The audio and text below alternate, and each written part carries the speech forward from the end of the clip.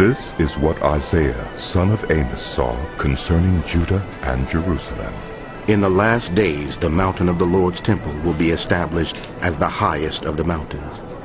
It will be exalted above the hills, and all nations will stream to it. Many peoples will come and say, Come, let us go up to the mountain of the Lord, to the house of the God of Jacob. He will teach us his ways so that we may walk in his paths.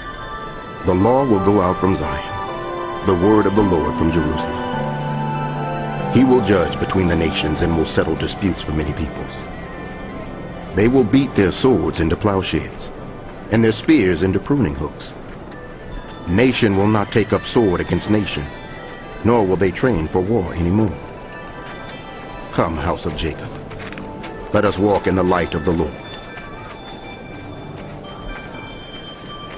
You have abandoned your people, the house of Jacob. They are full of superstitions from the east. They practice divination like the Philistines and clasp hands with pagans. Their land is full of silver and gold. There is no end to their treasures. Their land is full of horses. There is no end to their chariots. Their land is full of idols. They bow down to the work of their hands, to what their fingers have made.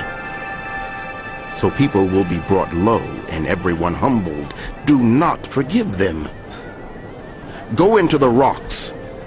Hide in the ground from the fearful presence of the Lord and the splendor of his majesty. The eyes of the arrogant will be humbled and human pride brought low. The Lord alone will be exalted in that day.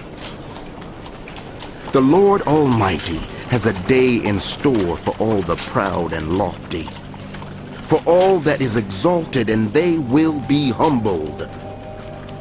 For all the cedars of Lebanon, tall and lofty, and all the oaks of Bashan, for all the towering mountains and all the high hills, for every lofty tower and every fortified wall, for every trading ship and every stately vessel.